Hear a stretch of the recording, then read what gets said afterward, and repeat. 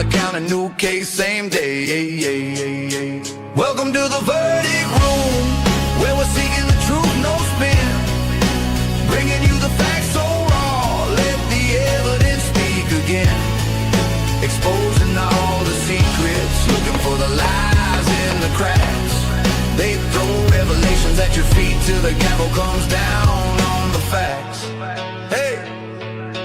Typically unique, but the method is clean. Red string on the board, map out every scene. Replay the last call, rewind the last text. If it don't add up, they on to what's next. Side eyes, alibis, tear them apart. Trail through the dark with a flashlight heart. Bronx on the story, keeping pace on the track. Every minute, every motive, never holding it back. Welcome to the verdict room, where we're seeking the truth, no spin. Bringing you the facts so raw, let the evidence speak again. Exposing all the secrets, looking for the lies in the cracks. They throw revelations at your feet till the gavel comes down on the facts. Week after week, you know the sea's still warm. Cold case heat brewing up in the storm. From the Bronx to the booth, they connect every clue. When the hammer hits the wood, you know the verdict is you. Welcome to the verdict room, where we're seeking the truth, no spin. Bringing you the facts so raw, let the evidence speak again. Exposing all the secrets, looking for the lies in the cracks. They drop the gavel one last time, and the truth keeps pulling you back. Yeah.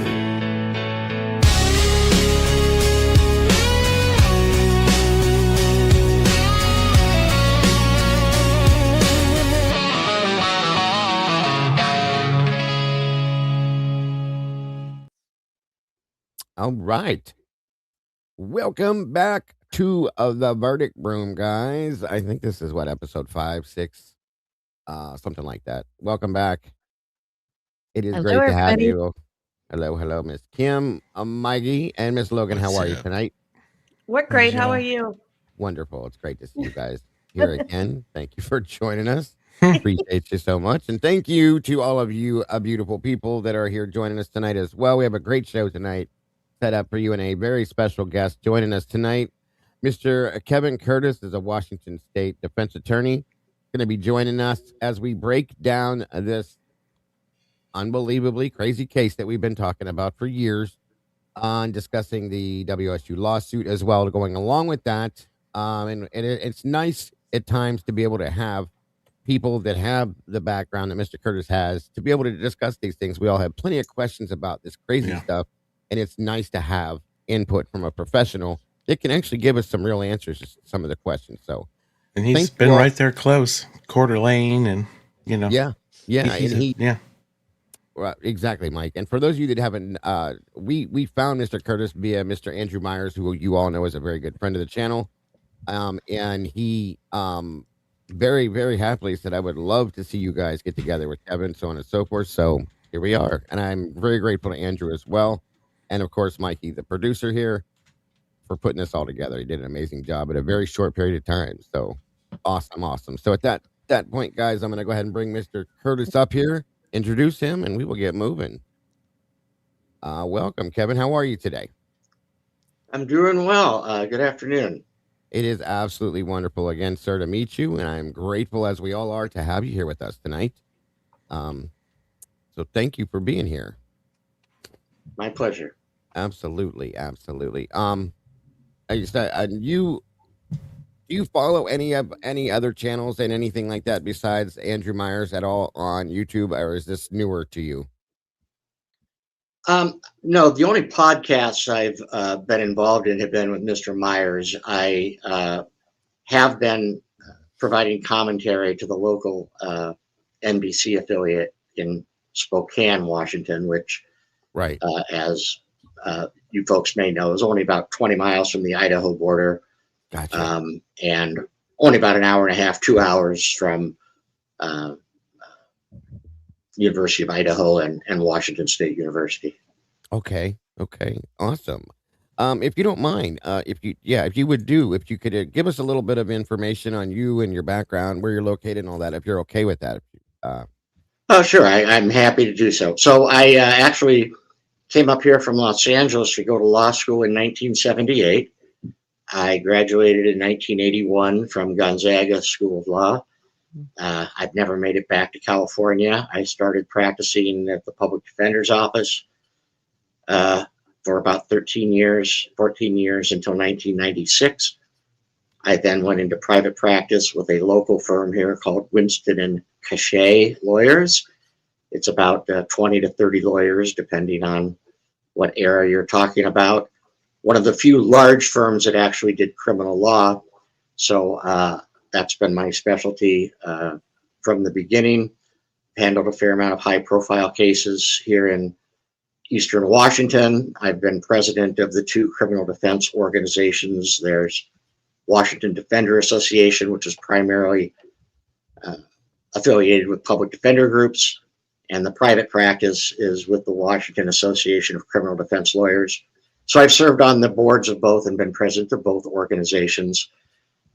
I have moved, gave up my partnership a year or two ago. I'm now of counsel, so I can pick and choose if I want to get involved in a case or engagements such as these. Amazing. Very interesting. Wonderful background, by the way. I'm grateful again to have you here with all that. So, and you said you were located. I'm sorry, I didn't hear that part clearly. Where at again? It's in Spokane, Washington, Gotcha. which Okay. most folk nationwide don't know, but they may have heard of Gonzaga University Yes. because primarily of their basketball team. Yeah. So that's where Spokane, Washington is located. Right. Gotcha. We're so we're in Eastern Washington, almost on the Idaho border. Okay. Got you. Okay. Amazing. Again, welcome everybody in chat again. Thank you to the moderators for being here and everybody else. We appreciate you so very much for joining us tonight. It's great to see you all.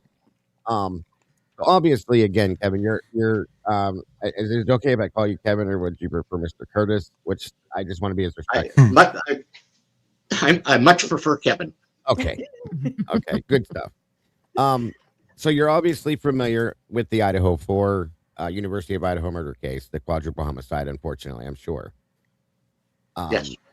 And everything that's gone on with that. And I guess we'll probably start there and move forward from that point.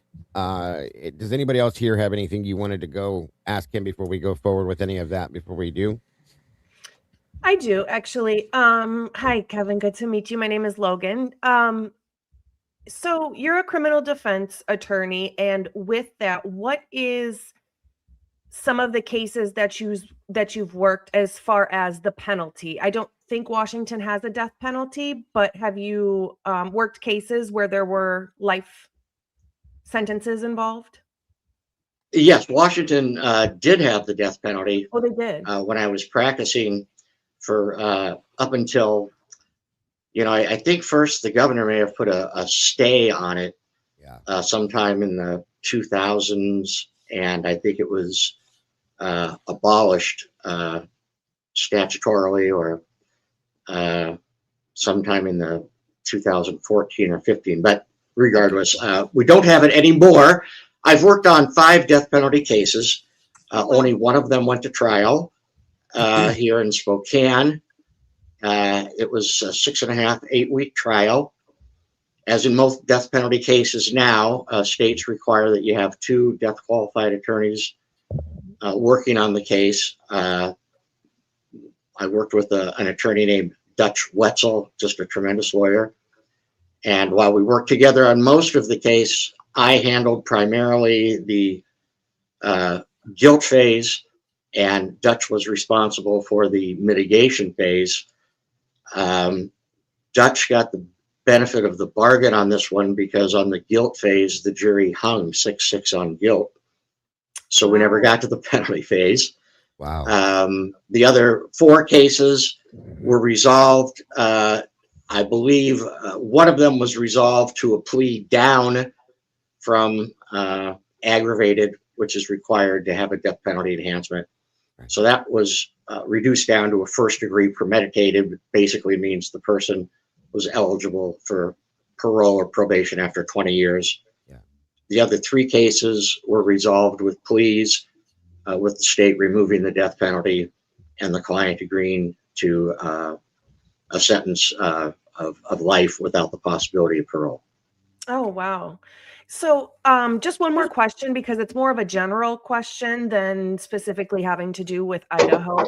When you start Sure. working a case at the very beginning, and let's say it's a homicide case, are there set steps that you take, like, just generic kind of steps that you need to take in the beginning before you get into the nitty-gritty of the case?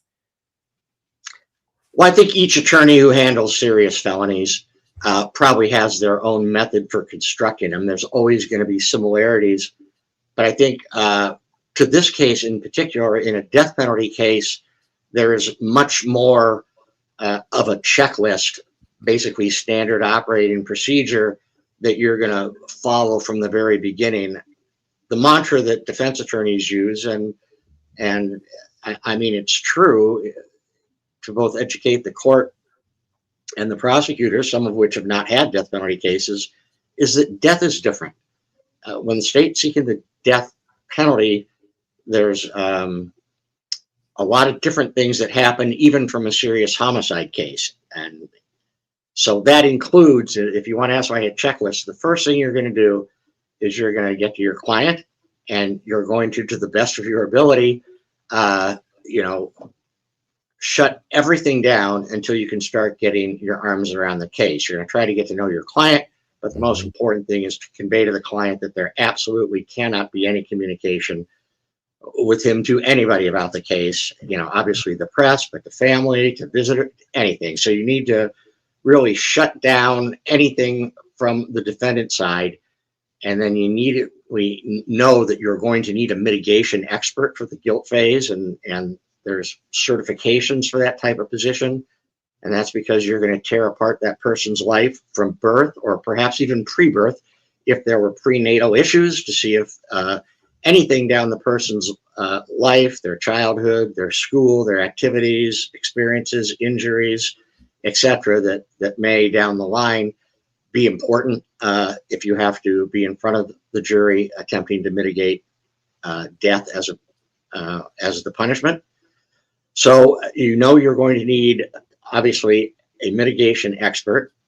You're going to need at least one investigator, if not more. You don't know at that time what type of forensic experts you're going to need, but you have a pretty good idea from the news media. In this case, that you're going to be needing a DNA expert. You're going to be needing a blood spatter forensic. You're going to be needing a weapons, as obviously there was the report from the beginning that the knife, there was a knife that appeared to be the deadly weapon. You probably know that you're going to need somebody on cell phones and, the search, pinging cell phones, being able to track numbers exactly. So that you're going to be needing those things. So you're getting those in the back of your mind lined up. You're meeting with your client and then attempting to explain to them the process and what a roller coaster it's going to be over the next probably 2.5 to 4 years. I mean, the average death penalty case takes around 3.5 years to get to trial. Wow. Yeah, very nice. Very interesting. Very, very much so. And I didn't even think about this in the beginning. A little bit of background real quick on all of us. I am a retired firefighter, EMS first responder. Logan works in the medical background and has. Miss Kim over here to the right is a retired teacher, educator. Mikey down here is a business owner, entrepreneur, and digital whiz, I guess I could call at some point, because he's helped us really get to this point with a lot of this. So that's what we all have done and do, if I'm correct on that, everybody. Is that right? Yep. Okay. Just wanted to make Yes, sure sir. I was right. Okay. So just to give you a little heads into that, and we all just decided that one day, we didn't like the way some things were going in the world, so on and so forth. We wanted to talk on it, discuss it, figure it out, and have all come into the aspect of investigative reporting, independent reporting, whatever you want to call it at that aspect. And this case specifically brought us all to the surface for air because it doesn't make any sense. It really doesn't to a lot of us. Hence, one of the reasons why you're here with us tonight. Well, I understand, and I think the investigative reporting is, in this day and age, becoming, really critical. Yes. From a democracy standpoint, and so I applaud all of you for this endeavor. Thank you. It's nice to hear you say that. Thank you. Now, what is your take on typically back in, let's just say, we're going to say the old days, investigative reporters actually worked for news agencies, and the real investigative reporters seem to have fallen off, but yet people that are doing some of that real type of work that should be done are criticized. I don't know. What's your opinion on the real investigative reporters kind of disappearing from media, possibly? From what we used to consider, first, it was only the media. When I was growing up, you had CBS, ABC, NBC, and PBS to some extent as well, which was doing some spectacular, just straight news. And you believed, at least then, you were watching straight news. Obviously, over the years, it's been politicized, and now as very wealthy people absorb news medias, you can look up many sites on the internet to see where these various media companies, where their bias may or may not lie in terms of from the extreme right all the way to the extreme left. And it's very confusing to people. It's very convenient for politicians, who want to spin and be using the media as a mouthpiece. So it's very, in my mind, from growing up as a younger person watching Walter Cronkite, and the mainstream, to see what now is happening and how information is being disseminated, for political purposes rather than for news purposes.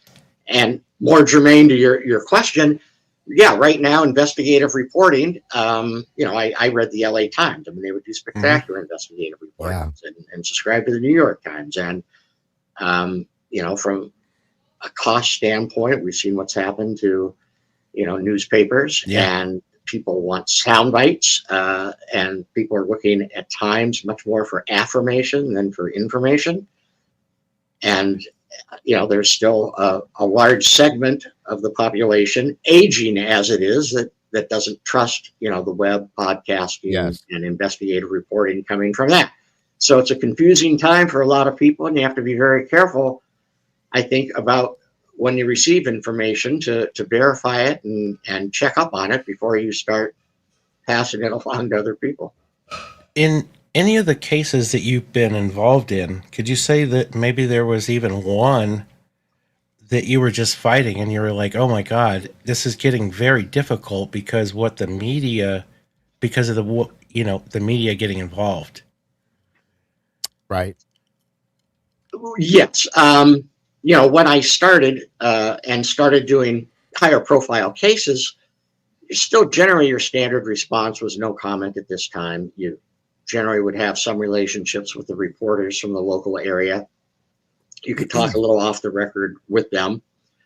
But as information became more instantaneous, in other words, a story about your case, they might call you up and say, I'm doing a story that's running in a day or two about this, and then there would be a newspaper article, and that would be it until you got closer to trial. Yeah. That has changed, and my approach to dealing with the media on high-profile cases changed, where that they're probably going to be running a story, and there's going to be follow-up and comments, and people are going to be viewing it as soon as it's posted, because most of the time media stories are even posted before they're aired on the 5, 6, or 11 o'clock news. So you need to be communicating or putting something out, some sort of comment, some sort of soundbite, something to respond and attempt in some way to get whatever message you're attempting to get out to the public. And a no comment generally isn't a very, very good comment to do. So depending on the type of case, etc., the messages can be very different, but you do want to at least get some portion of your story out there so as to not to, damage the potential jury pool. But kind of in an essence, with the real investigative reporters being gone, that will then in turn make an attorney such as yourself very timid to exactly what you just said, not wanting to speak because you don't know really who you're speaking with and how they're going to twist it and turn it. In my opinion, that's what I'm just kind of Agreed. taking. Well, yeah, you have to be really, really, really careful. Without showing any bias. I mean, we've seen, I think, in many administrations nationally, but particularly in this current one, that inexperienced people are having extensive conversations with reporters and not understanding what background or off the record or any of those things mean. And they're just talking away and I think doing damage to their ultimate client by doing it. You have to be,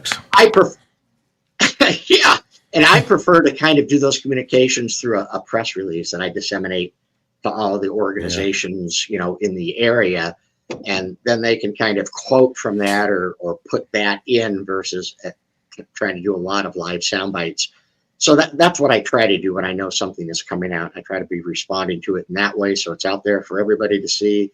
They can pick or choose, and it's a little picture of me on the release I send, so they can say, Kevin Curtis said, and then they can block quote, the portions of the release that they want to use. Of course, yes. Great question, Mike. Very good question. Kim, Logan, anybody before I say anything else? I do. If Kim, do you have one? I have one more for him. You're muted, Kim. Thank you. I was just wondering, just generally, are you surprised at the interest and public criticism, conflict about this Idaho murders case from the attorney perspective? I can't say I'm surprised. I mean, it obviously happened in a relatively rural state, Idaho, and we're on the West Coast, not the East Coast, but the nature of the crime, poor college students, the manner in which it was committed, wherever this happened, it was going to be a national story, and that the national media was going to be flocking to it. So I can't say I was surprised by the interest in it. It's just one of those cases that's going to be on the national table until its resolution, and in this case, much past the resolution of the criminal matter. It's definitely, and it's gone in a worldwide level at that point. We have people that watch from South Africa, Thailand, Norway, Germany. They're all over the place that come into these communities to watch this. There's such an interest on it, which again, I agree with you saying, because of the type of crime it is. Now, obviously, about it, you followed it. And my question, if I can ask real quick, is as an attorney, what drew you to and your interest to this? Anything specific or just the case in general as an attorney?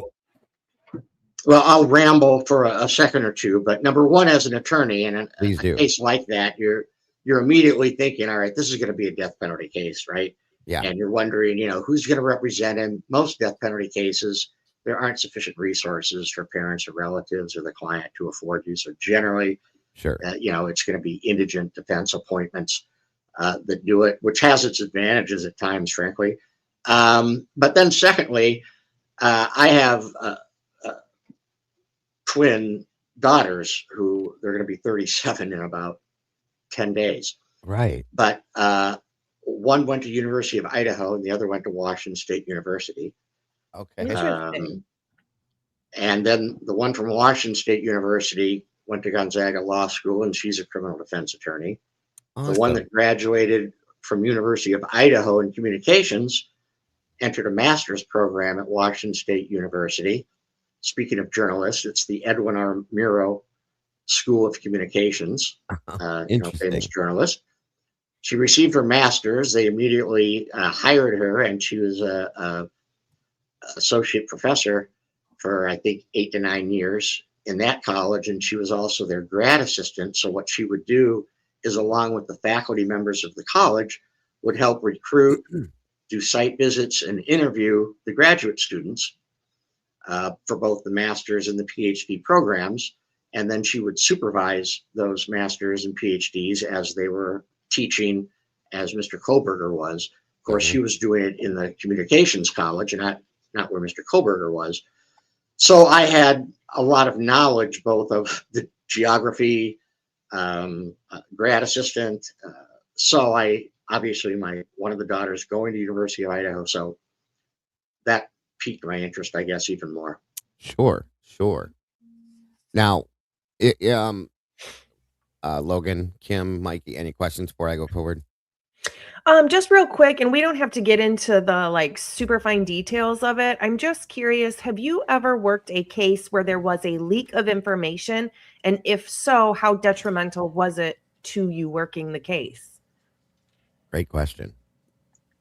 Yeah, very good question. And the answer is yes, and fairly common. And it kind of ties into what you're talking about with investigative reporters, and I'll tie it in. Because sometimes when you'd be talking with them off the record, you could get information from them as well as them trying to get information from you. Because in most criminal cases, discovery is not available to them. The police reports aren't released yet. They're not subject to disclosure. It's all about money. So a lot of information that they're getting to begin with to call you up comes from the detective or from law enforcement or from the prosecutor's office, perhaps anonymously, but they're leaking it to investigative reporters who are then calling you to follow up on it. So you try to get the information from them. Sure. But back particularly to the question is yes. And it always seemed to me, and I may be paranoid, but if it's true, I guess you're not paranoid, is that it would always seem in the older days that if it was a significant case of interest with a trial jury selection starting on a Monday, that on the Sunday newspaper, there'd be a section in the regional highlighting this, case going to trial and having all the information about, the client, how the killing occurred. I mean, very negative. So just blast you the night before, pretty much. Yeah. And so you're going into court saying, Judge, there just was this newspaper article. This publicity is impacting the right to fair trial. I want a continuance. Yeah.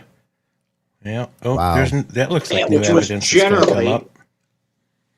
Generally routinely denied. The court would say, well, we'll start with the jury pool and we'll see if anybody of them have read it or if they've been impacted by it. And you knew what that meant. Some of them would say, yes, I saw it, but, I can still be fair and impartial. And other people would say, I didn't see it. And the judge would say, motion for a continuance or change of venue is denied.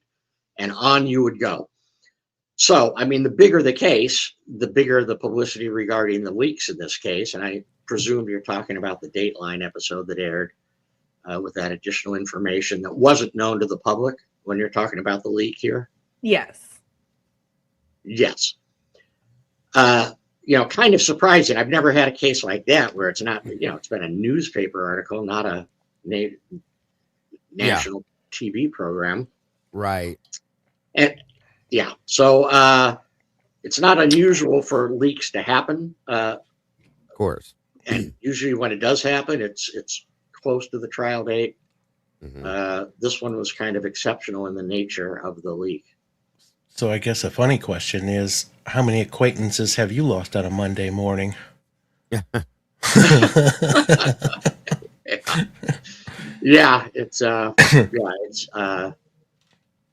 you've kind of, to an extent, come to suspect. And, if you've been in the journalism field or media field, that, on high-profile cases and even high-profile cases in smaller areas, there's a relationship between the media and the police. So, that's where the perp walk comes from, right? The police tip off a journalist that we're going to do the arrest. And all of a sudden, there you are with cameras and everything. So it's just part of the business and it happens. Right. So when you first saw Kevin, if I can ask this, and again, any questions you're not comfortable asking, just let us know. I'm not comfortable going in that direction. Sure. Because we absolutely understand your position on some things. As you first saw this case released to the world, so on and so forth, when it came about, and you got the basic details in the very beginning. What were your thoughts about this, if I can ask you, and what did you expect to see from this case from that point?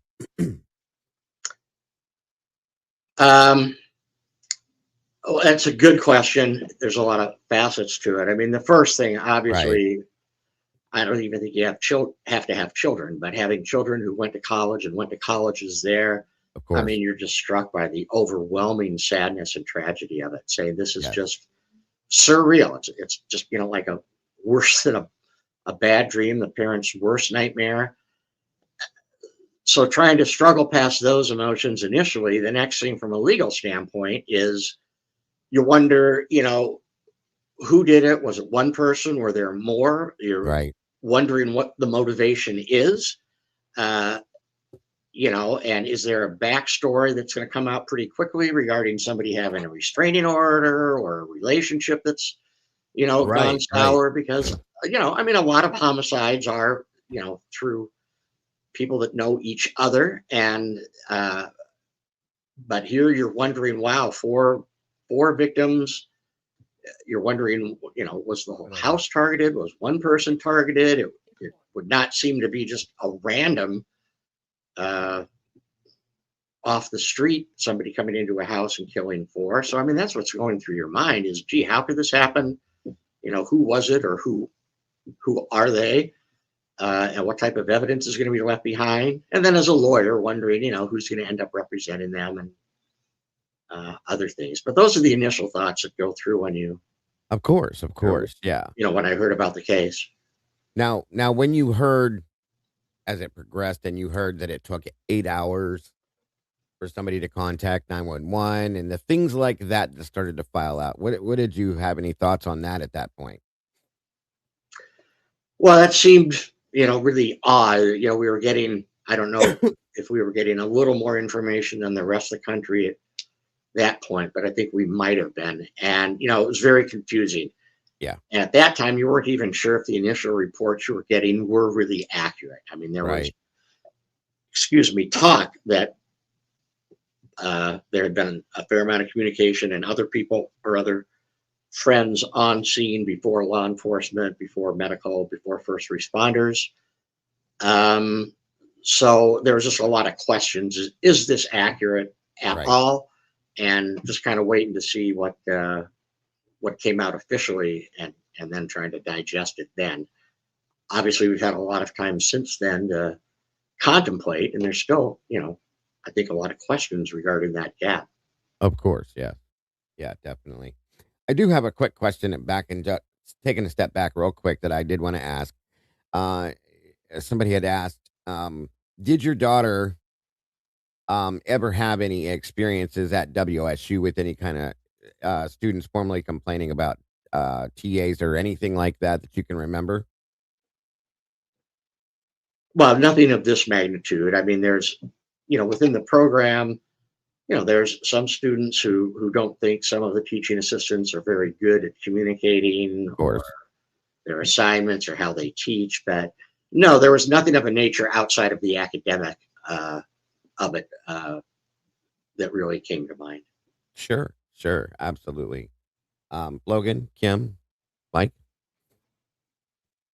I had a question about discovery. So getting discovery. Yes. And you're probably already familiar, but lots of creators on YouTube have been FOIA requesting information, things like that, following every single court hearing, like really have a close eye on this case, right? So it seems like it's a constant issue. That's what it appears like to me, with the defense having issues getting discovery from prosecution.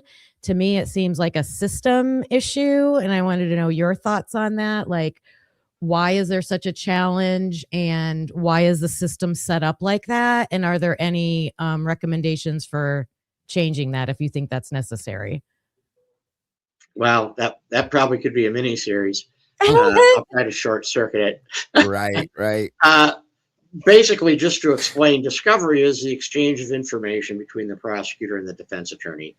And there are court rules that dictate what the prosecutor has to turn over to the defense attorney, and what the defense attorney must turn over to the prosecutor. Most people aren't aware that the obligations are not the same. The prosecutor's responsibility to the defense are different than the defense responsibilities to the prosecutor. But those are outlined in the court rules, and the prosecutor is required at a minimum to provide to the defense. Most states don't require that all of the police reports be given to them, but most states do it because to try to parse out from all of the investigative reports and forensic reports and etc. what is required and what is not takes more time than simply just sending everything over the defense. But they have an obligation to turn over basically all information that they have that points to the guilt or potential guilt. All witness statements, who their witnesses are going to be, basically what their testimony is going to be, any results of any scientific tests, experiments, etc. That they conducted, whether they intend to use them at trial or not. There's exculpatory evidence, better known now as the Brady rule, which means any evidence that would tend to exculpate your client needs to be turned over. So that goes to other people they investigated and then determined were, not really suspects or didn't pan out, but you're supposed to be getting all of that so you can follow up on it. And then, of course, I think I already said, the experts are going to call at trial.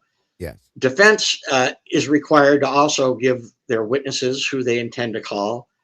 They're required to give their defense, which basically means either I didn't do it, or you can't prove I did it. But more particularly, if you're going to rely on an alibi, you have to outline that beforehand and provide the alibi information. If you're going to rely on a mental defense, insanity or diminished capacity, in that case, you are required not only to reveal that defense, but you're required to give to them any testing done by any of the experts, whether you're going to call them at trial or not.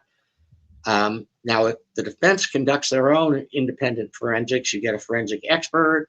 Even if you want to do a lie detector, you want to have a doctor come in or unrelated to a diminished capacity. If you don't like the results of those things, there's no requirement you hand them over like there is that the state must hand over to you anything they've done, whether they intend to use it or not. Right. So the defense responsibilities are much more limited, and you're allowed to, maintain much tighter grip on what information that you've done as a defense attorney gets out to the state or to the public. So you always have these battles going back and forth with primarily the defense saying, listen, I don't think I've gotten their whole file. There's something else in this file that relates to another statement or to another witness or to a test or to an event. I don't have anything about it, or I don't have it in the form. If I have pictures, I know that with the pictures now, that's going to have time stamps and dates. Just for example, I don't have that. And different prosecutors in different offices have a different view as to what really they're required to provide. So you get into these discovery battles quite often as to whether they're required to provide certain things or whether they've done a diligent search. And I guess the most important thing I should have started with this is it's not only what's in the prosecutor's control themselves, but they have an obligation to go to their investigating officers in the police departments and really kind of go through their files to make sure they've provided what they're required to be provided. They can't say, well, listen, this is all I got from the Idaho State Police. They're supposed to go back to the Idaho State Police and confirm, yeah, I have your complete file on this. So they're held to the standard that they have constructive knowledge of what's in law enforcement files, and they're required to provide that. That was literally said in court by the prosecution. Right. In this case, they literally said that. Well, we can't give you what we don't have. Word for word. I'm not even going to go into that. But And just I guess my response. Yeah. They don't understand what quote you means in the context of discovery. Yeah. What was that, Kim? I didn't mean to cut you off on. One more quick, oh gosh, I don't know if I lose my train of thought. I'm sorry. Oh, so one quick thing with this case. So the defense was still filing for discovery up to right before the plea deal, and then didn't receive, I believe, some of the discovery after the plea deal. I think even after the sentencing, I think they didn't get Sentencing, anything. yes. Yeah. Yeah. Even the crime scene pictures, when they just came out, they didn't see them up until then. That's how we were made to understand that. Yeah. Yeah. Is that a normal, like, on the defense side of things? Is that normal, or is that something that you would be, obviously you'd be upset about it, but would you expect that? Yeah. Well, yeah, I would be very surprised if it was in one of my cases. When you're looking at the initial police reports and you're getting them, there's generally going to be certain things that you're very interested in. Yeah. I mean, obviously, any evidence seized is going to be on an evidence log, and it's going to be maintained individually as to what they took from the crime scene. Mm-hmm. There should be a picture log, which documents every picture that was taken by number. Right. There would be a crime scene log that would contain the names of everybody that entered the crime scene, what time they entered, what time they left. So all of those, when you're putting your initial witness list, exhibit list, or just even in your mind doing it from the very beginning, you are doing a checklist of, do I, in later discovery, you might get the log first, but you're saying, all right, do I have pictures 1 through 700? There are going to be a lot of pictures of this crime scene. On the crime scene log, there's, let's say 30, 45 people, including, police officers, first responders, etc. So do I have reports and statements from each of those people? Sometimes it's nothing more than I'm Officer Curtis, and I was called to secure the scene, and I stood on the perimeter from 6 o'clock to 8 o'clock. The perimeter. And I went home. Right. Whatever. So it might be as innocuous as that. And then obviously the leads and the ones that are in the house looking at evidence, photographing the scene, etc., are going to have more extensive reports. So if there were crime scene photographs that weren't provided to the defense, number one, I would imagine the defense would have or should have known of the existence of them for quite some time, and or demanded a complete picture log. So they could go to the judge and say, hey, listen, I don't have 37, I don't have 46, I don't have whatever. But usually you go to the prosecutor first, and they might say something like, yeah, I'm sorry, 47 was a duplicate of 46, or this one just didn't come out. That's why it wasn't there. But you try to work that out. You should know that relatively early on, I would surmise. Got you. Have you ever seen, or how common is it for a prosecutor to enter the crime scene before a coroner or before anybody, really? Well, I'm not taking you literally. It would be unusual if they were the first one there. It's not unusual. I mean, prosecutors on call for high-profile cases or homicides and vehicular homicides. So it's not unusual for the prosecutor to be called onto the scene by the law enforcement, so they can be advising them as to what they can or can't do, whether they can search, whether they can get into the vehicle, whether they can go into the house, or exactly how they should proceed. So that's very common. And I not think the first one on the scene. Right. No, of course. I think that question was asked because, and a lot of us have asked that, is a great question too, Logan. Because we know that the coroner was there on scene, staged like the next road over at like 12:30, 1 o'clock that afternoon. And throughout the day, she even made the statement she was letting the police do what they needed to do, which we, reading the laws, the rules and stuff, again, we're not professionals. We're just trying to understand. And she didn't go in the house till 8:30, 9 o'clock that night when she was there all day waiting because the prosecutor had to go in at 5. I think the prosecutor went in around 5 along with law enforcement, so on and so forth. And then she went in after all that. And I think all of us were like, me being a first responder, I was shocked because I've never seen it like that before. I've always seen the coroner goes in and then everybody that's going to do this and that. But this, again, I've never seen a case this big. So We're you know, talking like 8 hours later. Yeah. Like she didn't go in for like 8 hours. it was a long time. Kim, it was their biggest Yeah, case. that is a long time.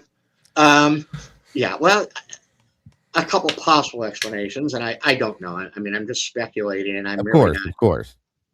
all that well versed in it. I know that, number one, it's evident that that the victims, are not alive. Of course. The next question is going to be from even, some of the lead investigators are relatively experienced. I mean, do they have a pretty good idea already as to time of death? And is it going to be significant from the coroner's standpoint, whether a 2 or 3 or 4 hour delay in seeing the bodies and seeing the position of them, et cetera, is going to be all that relevant as to manner of death? My guess is, and again, just a guess, is that the police detectives were, whoever came in there initially assessing the situation, were pretty sure what the manner of death, what caused it. And from a timing, they probably believe that they could put that together. I think the biggest concerns in terms of the crime scenes and entry are we want to have our forensic team in there, and the fewer people that are in there while we're doing our forensic sweep for DNA evidence, hair, fingerprints, etc., the less people that are already inside can affect what type of trace evidence gets left. So, but again, I'm just speculating into that. No, of course. And I think one of the reasons why that was asked, you kind of hit on it just a little bit, was because the coroner gave the time of death as 12 noon. And we all know it wasn't. And that was based on the time, basically, from my understanding, as the police response, because that's when they got there, roughly. Okay.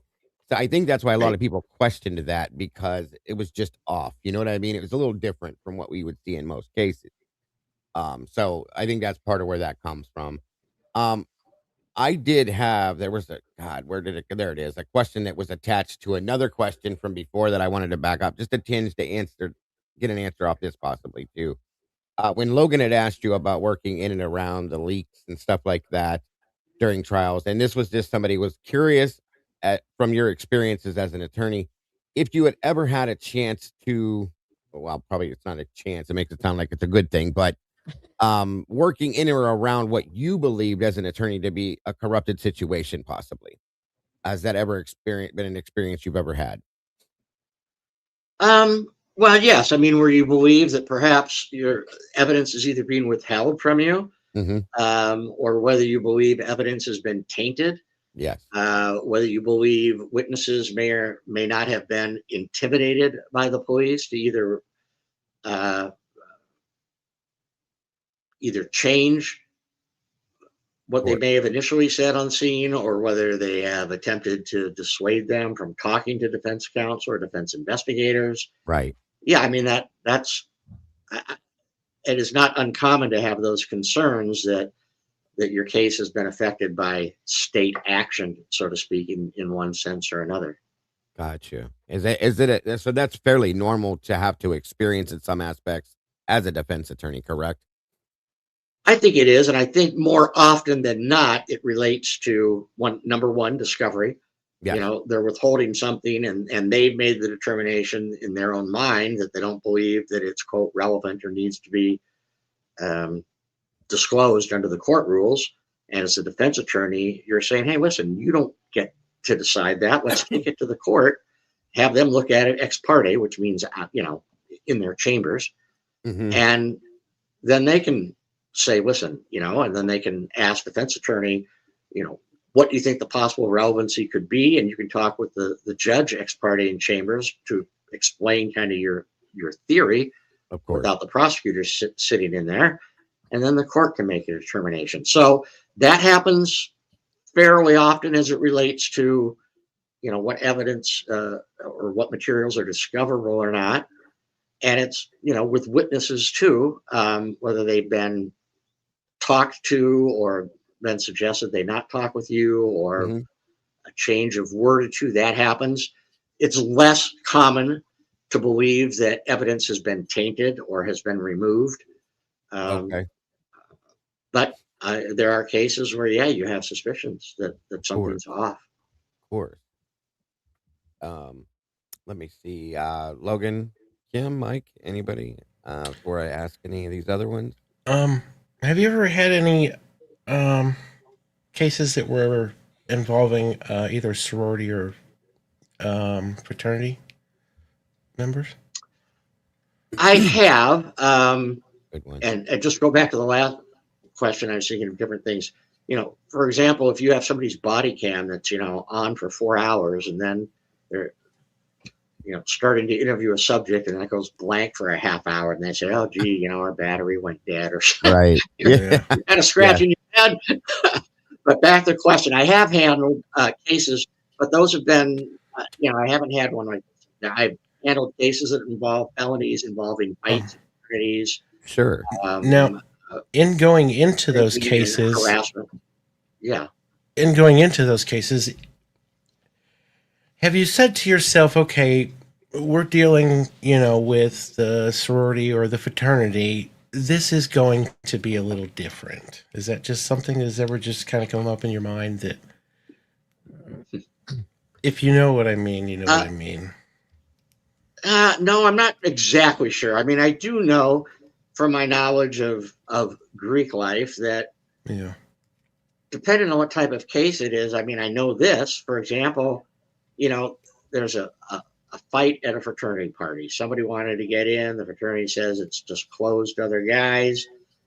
Next thing you know, you've got a big fight on your hands. I know to myself, all right, listen, we're going to have about 30 friggin' witnesses on this thing. Most of them are going to be intoxicated. I'm going to get very many different stories. I'm going to get maybe shut down from the national fraternity from interviewing witnesses. So, I mean, from those type of things, but I'm not quite sure if that's kind of your I guess I led you into that on purpose so that, basically your experience, what you said, sure. you kind of know what to kind of expect. So, yeah. And I don't mean it to sound this way, but when I get a call and somebody says, this is the type of case, what are you going to charge? Sometimes I charge a flat fee. Sometimes I charge an hourly fee. And before I give them a number on either of those, I try to figure out how much time is this case going to take. I mean, it's not the nature of the case. It could be a second-degree assault, a felony assault. But if it's a one-on-one and there's a camera in the bar that shows it and nobody else in there, I've got two witnesses, I got a camera as to what happened, what was said. That's a lot different than something that occurs in front of a large group of people. If there's a large police response, that means I'm going to have hundreds of hours of body cams. Some of it might just be nothing.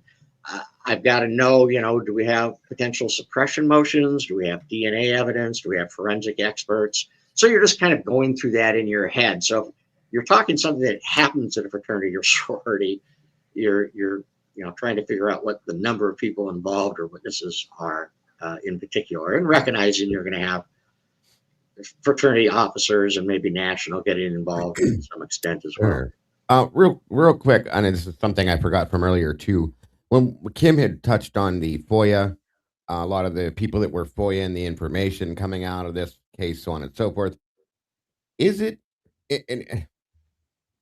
normal? And what are your thoughts? I guess there's two questions, I guess, in one. There's a lot of very high pricing that has been tagged to these FOIAs. And I mean, I've seen it go as high. What was the highest one we saw, you guys? It was like $18,000 or something like that, or 14 in the realm of this to get. I think for everything, right? For Yeah, everything. I think that was the highest for that one, but like very high pricing on some of these documents to have these FOIA. And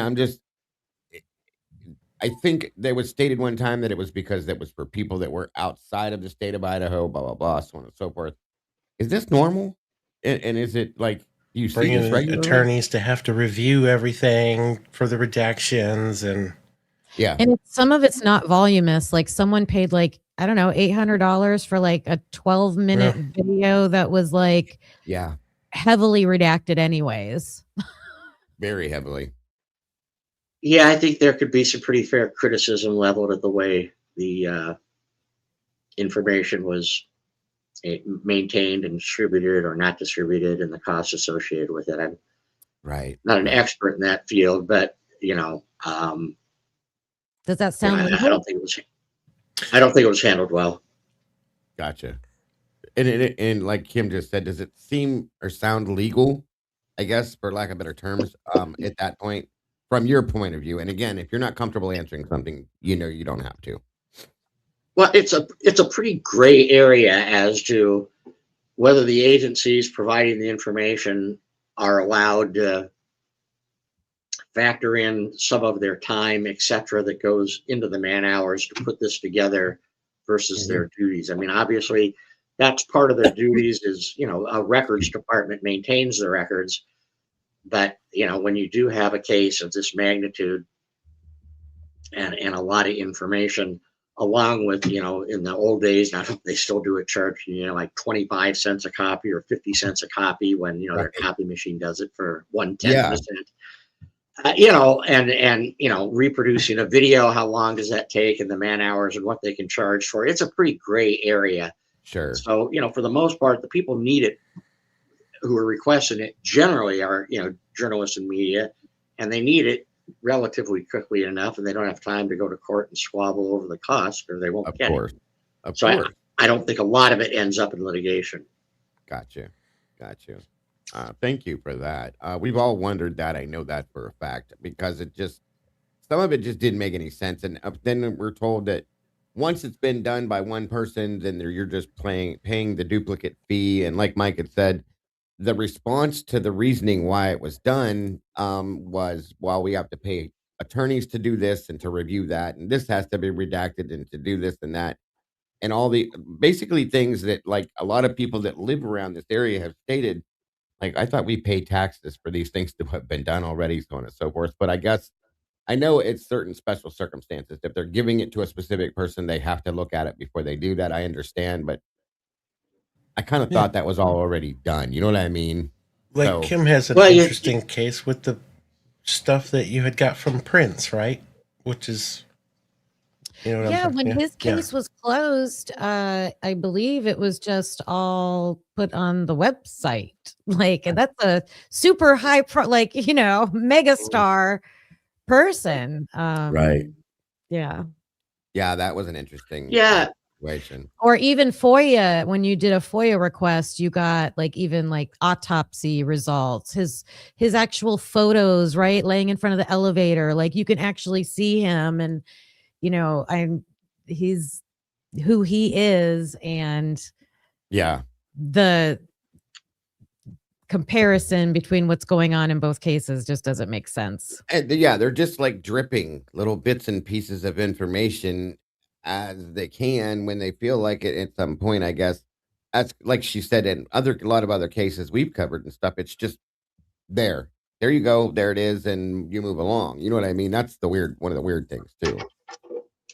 Well, are we talking the Koberger case or the Epstein case? Yes. The Koberger case. I'm sorry. Oh, you stop it, Kevin. That was good. I stop it. One. All right. Yeah. In Spokane, where majority of my practice is, and I'll just say as an aside, when you talk about discovery, go way back. The federal rules on discovery are really, really different. Sure. If you want to talk about getting blindsided in federal court, a lot of their stuff they don't have to give to you until the night before that person's testimony. Oh wow. So that's another sure. Monday morning It's a- deal. The federal system is very, very different. Regardless, going back to this, in Spokane, generally on high-profile cases, the records department will put together a package so that, when KHQ comes by, or here's your package, CREM, here's your package. I don't think they charge. If they charge, they charge minimally. It's generally they have it, prepared. Once they have it prepared anyway, they put it out and they just have one package ready to go to everybody. So the way it comes out in pieces, and it may have to do with the size of the material here as well. And it's rural. They don't have, that county doesn't have a lot of resources, Right. so to speak, compared to larger cities. So, but I think it could have been handled better. It probably should have been anticipated much earlier, and the redactions occurring with an eye Yeah. towards public release much earlier than was done. That's what I thought too.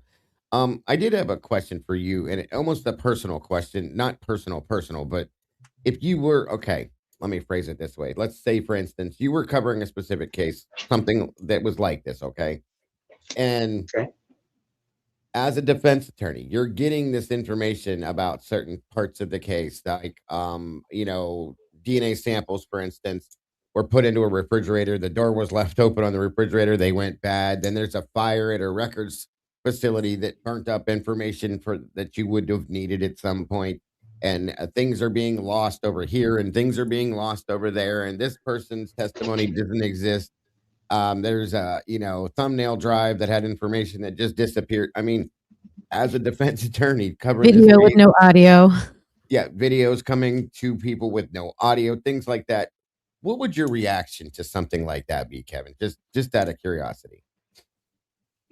Assuming I'm the lawyer on the case, or just hearing about it, or The defense attorney, yes, sir. yeah. Well, first of all, when you're talking about any type of forensic evidence, we'll use DNA as an example, but you can use it for weapons and other things like that. I mean, one of the things that you're looking at was, first of all, was it properly collected? What I mean by that is twofold. Number one, legally. I mean, did they have a legal right to go in there and seize it? The general rule is, stuff taken without a warrant is inadmissible. And then there are the exceptions to the warrant requirements, So you're analyzing the legality of it, first of all. I mean, was the initial search or seizure of it legal?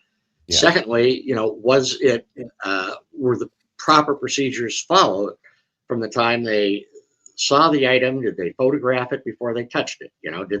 These are just examples. When they, how did they put it into the plastic bag or into the evidence locker or whatever? I mean, did they properly use gloves? Did they use a I mean, how did they pick it up? How did they put it in the bag? Did they seal it? Did they, write the information when it was seized? So you're looking at the whole chain of custody of the item, and that includes, taking it in, getting it to the experts to examine it, the expert's examination, the lab the expert examined it at, if it's a state lab, in Washington State, we had some serious issues, whether there was contamination within the drug testing area or methamphetamine was found within the lab on various equipments. So you're looking at that. You look and you want to pull the certifications. Do they have annual certifications, reviews to make sure they were using proper procedures? As a defense attorney, you don't know the ins and outs of all of those things, but you do know enough when you get the lab reports to be having an expert reviewing them for you and seeing if they see anything. You can review the chain of custody and see who it went to and see if there's a break in the chain. But it's the actual procedures. Do they have videos of them retrieving the evidence? So if you're looking and then you're seeing that there's a lot of discrepancies or issues, then the next question is, all right, from an admissibility standpoint, what does this do? Is this sufficient for the court to rule that it's unreliable evidence and thus can't be admitted? Or is the judge going to say, well, listen, you can inquire about it and bring it out, but I think it goes to the weight of the evidence in front of the jury. It doesn't go to the admissibility of the evidence. So those are the kind of the processes that you go through when you're analyzing what you believe to be problems with evidence seized. Does it go to the foundational introduction in which they can't lay a proper foundation to admit it? Or is it sloppy, in which case, part of many cases is that there was sloppy, poor investigative work? I have a question. I'm very curious, how well do you think Ann Taylor did defending Brian Koberger? And is there anything specific that you would have done differently? Good question. Great question. Was going to ask that myself. Thank you, Logan. I thought I've been asked that before, and first I'm going to qualify it, and I guess maybe take a coward's way out. Is that unless you're in there, I mean, I haven't had time to go through all the information that's within there. I don't know everything she saw. I don't know her conversations with her client who dictate certain things. Of course. So without knowing that, you can only talk in a general sense. And in a general sense, I thought she did a good job. I mean, it appears to Right. me that she got, she got the right people who had the right credentials involved, both from an attorney standpoint, a mitigation standpoint, from an expert standpoint. She attempted to suppress, I think, the evidence that you knew you had to suppress to even have a chance at trial. Sure. And that is the DNA. So, I mean, she challenged that, at many levels, in terms of its reliability and the type of the genealogy, the genetic connection, the seizure, and how they got there. So she tried to keep the DNA out as best she could. And if you couldn't, you would just be arguing that, it's pretty easy to transfer that type of DNA on something. So she filed the right type of motions, arguing the death penalty is unconstitutional, trying to attack the grand jury. Those are all issues that you, for the most part, knew weren't going to go anywhere at this level, but you're hoping down the line you're going to get somewhere, if not even in the Idaho Supreme Court, maybe in the U.S. Supreme Court. You're pretty sure the Idaho Supreme Court isn't going to change much, but there can be substantial swings in the U.S. Supreme Court as it relates to death penalty and constitutionality, etc. So, I mean, I think she did a good job on that. And in death penalty cases, the mantra generally is if you can get the death penalty taken off the table, it's been a very successful defense. So, I mean, she got that done as well. So overall, I think I'd give her a good solid B plus on that. Absolutely. There are individual things that I thought were interesting. And I don't know, the change of venue. Right.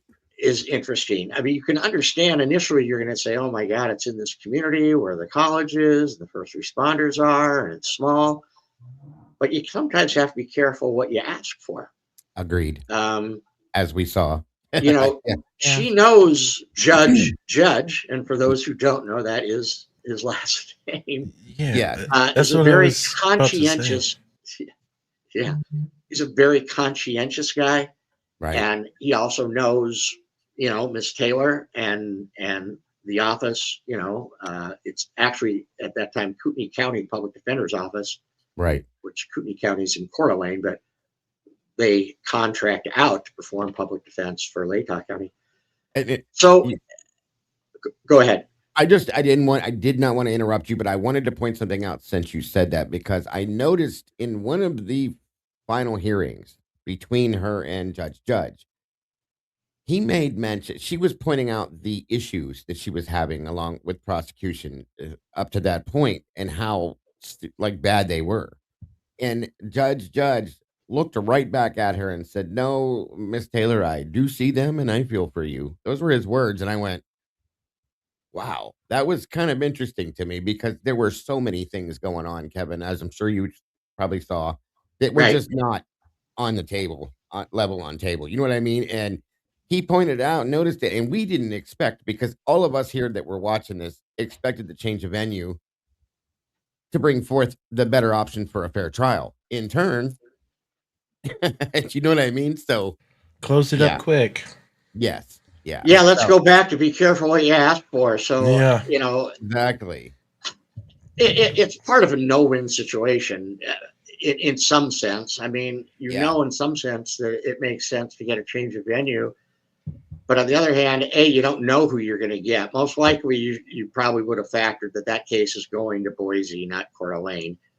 Those are really the only two facilities that might have had, the courtroom size and the ability to get in and out for all the experts and witnesses with Spokane International Airport and Boise's International Airport. You're not going to go to another county, and then you don't know who you're going to pull out of that group, and you may be a lot worse than who you have. And I think she would have gotten a lot more considerations on some of the pretrial pleadings and motions than the judge in Boise gave. I mean, again, when you're on the other side, Kevin, and you're not presenting stuff to where this is actually going to go to trial, that's funny how that comes into play. The planning of, the airports and the da-da-da. So, Right. Well, you address that in your motions for venue change, because when you look at the Yeah. law on venue change, the court has to consider, I'll make it up 5 primary factors, and they include this, this, this, this. And that is one of the factors. And in this case, you're going to have a lot of people number one, you're going to have a lot of people from Latah County that have to travel to Boise, which is, I don't know, 6-8 hours away. You're going to have a lot of experts, and they have to be flown in. So you don't want to move it to another neighboring county where they've got to fly into an airport and then travel 3, 4, 5 hours. You're going to have national media. Where are they going to stay? There's no Four Seasons in Latah County. Of course. So that, outside of the other issues of prejudice and fair trial, you have logistics that do come into play as to if you are going to change venue. Why are the facilities there? Why are they insufficient? Were you asking it to move to sufficient? So it's just a factor. Unfortunately, it's kind of like drawing a number out of a hat and hoping that you get the best number, from what it seemed to turn out to be. And I don't think any of us expected it to go the way we did when Judge Hippler was presented to the day that we first met him, and he's sitting there going, I don't want to start this off with an untruth and tell you that I'm happy to be here. Everybody kind of went, whoa, wait a minute.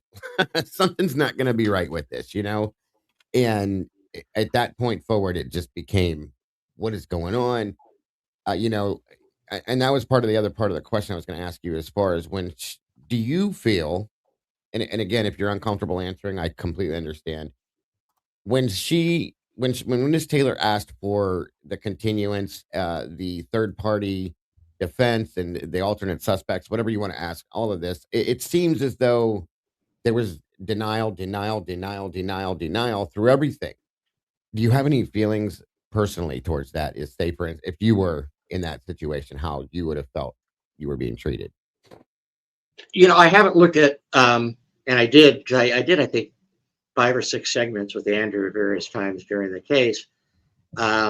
And I certainly remember that issue. I don't, off the top of my head, remember a lot of the other issues. Right. But I will say this. He made short thrift of many of her arguments, and it was pretty clear. Yes. Even when he said, I'm going to take this issue under consideration, it was pretty clear from the dialogue going back and forth during the oral hearings, he was not inclined to see it the way the defense saw it. I think he did make the correct ruling on the alternate suspect. You can't just say, basically, vaguely, generally, somebody else could have done it. Yeah, the standard for introducing alternate suspect is, again, a list of factors, and they were a little bit thin on them.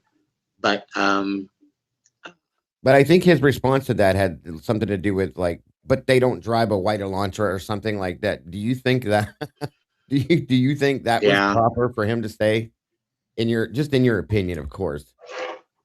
In my opinion, he was pretty dismissive of some of the defense arguments, and he didn't have to be. Many judges would listen intently, and then just make a ruling saying, I'm not, I listened to this, I listened to that, they have this. You always know you're really not going to win a motion when the court starts saying, God, Mr. Curtis, you made some really good points with A, B, and C. But right. Yeah. That big but. But yeah, he appeared to be irritated. We go back to Ann. He seemed to be irritated with her. I think some of the pleadings I thought were a little aggressive. I probably would have toned down some of the pleadings, recognizing that, particularly when I'm now not in an area where I'm familiar with the court, the judge. Yeah. And now I'm in Boise. I'm going to tread a little carefully. I know it's a death penalty case, but he knows it is too. And I think there's a certain amount of respect and decorum that you need to give even on the pleadings and not get in. And then, Bill Thompson did some of the same thing in his responses too. And that doesn't please a lot of judges, particularly when they're not having to deal with these people. Yeah, of course. Later on. I wanted to ask kind of that same question, like same line of thinking, but more like a hypothetical. So with some more specifics, So you find yourself in front of a judge that you're not familiar with, maybe, and they're interrupting you constantly. They are arguing for the state practically. Like the state doesn't really have to say anything because the judge is saying it for them. The judge is always ruling for the prosecution, and then also making snarky comments like, not, well, the ultimate perpetrators don't drive a white car or whatever, and also calls one of your experts a conspiracy theorist. So if that hypothetically happened, what would you do? Like, are there any actions a defense attorney can take when they think you have like a possible alleged maybe biases going on? Right. Well, what you would do in that case is that, I mean, a couple different strategies, so to speak. I mean, theoretically, you can attempt to, quote, bait them a little bit more and see if you can create even a stronger record for it. But your remedy really is to file a motion asking the judge to recuse themselves and, putting on the record, all of those comments that you made, looking at the body language when he's listening to arguments. You're doing that, you're not going to have the case recused, and you're setting up the record for down the line, hoping somebody will see it, but it's going to have to be pretty powerful. I mean, by doing that, of course, if you ever had the judge in any corner, you know that you've destroyed that relationship by bringing that motion. Yeah. You've got a way. Is it worth bringing that motion? Knowing that the short term it's going to be a disaster, but theoretically, I'm not winning this case at this trial level anyway. So it's worth it to put it together and put it on the record or not. So that's just a strategy decision that you have to make, and it's difficult. You're making hundreds of strategy calls, even during the briefings, pleadings, oral arguments, etc., all the time. So that's something you just have to weigh. Yeah. From my standpoint, what happened would not have been sufficient for a higher court, state or federal, to come back and say, yeah, the record is so clear it was prejudice against them, that we're going to throw this out. That's just my guess. But Yeah. Right. Thank you. That was very interesting. Very great information. Absolutely. Logan? My question is, if you were the attorney for Brian Koberger and where the case was kind of heading with the hypothetical bias and things like that within the courtroom, do you think advising him to take the plea deal was his best option, or would you have advised him to take a different route? wow, what a great question. And I don't know if I'm going to be Absolutely. able to give you a great answer. You stop it, Kevin. Yeah. Well, we'll take a swing. Every relationship you have with a client, and even high profile ones, are, really different. I don't know. It appears, at least from what we would see on camera, that they had a very good relationship. I mean, some people even questioned that she was almost too close to him during the hearings, and that it didn't, you always want to show that your client's human and that you respect your client and try to present them in the best light. But they appeared to be very close. But outside of the optics of that, if they had a good, full, open communication, you're still leaving it to the clients. I mean, that's the ultimate decision. It's not your decision. You need to earn the trust of your client, saying, listen, here's what I foresee based on the best of my experience. If we do A or B or C or D, here's going to be the outcome of A, of B, of C, of D. So you're going both ways, answering questions they have. But in this case, you're certainly not trying to pull or push them in any one direction at all. You're just trying to be the best information source for that client that you can be, to allow them to make the decision that they're going to be most comfortable with in the long term. I mean, I agree with what you said. I noticed, I think a lot of us did, that it seemed like most of his team, including Eliza Massive, it seemed that they had, and I know as a defense attorney, that's part of your job to some extreme, but you don't have to believe in what you're fighting against either. And it seemed that they did believe in his innocence, in my opinion, from what a lot of us saw and took into effect with what their actions showed. So I so what you're saying is that's not always a good thing in some aspects as far as the close relationship side of things when it comes to that. It's not, although I probably would, from a betting standpoint, more likely than not, there's going to be a claim down the line of ineffective assistance of counsel because that's what inmates file when they have, there'll be appeals, perhaps. I could be wrong, but he may make a collateral attack on the plea at a later time, saying, "I didn't know this. The state withheld evidence. My attorney Sure. didn't know this, or my attorney didn't do that." I mean, that's possible. Can that also, I don't mean to interrupt you, but this is another part to what you were I was actually getting ready to ask you the same thing. Can that be blamed on the judicial side, the judge in this portion of that, for causing the ineffective assistance of counsel? No, I think You, sir. more likely, no, I really don't think you can go that far. Theoretically, you could, in an ineffective assistance, or we call it IAC claim, ineffective assistance of counsel. In an IAC claim, in this particular case, if you're going to try to do it, you really have to put blame on the attorney for not filing for those judges. Okay. You can't. I don't think you're going to be able to come back directly to the judge.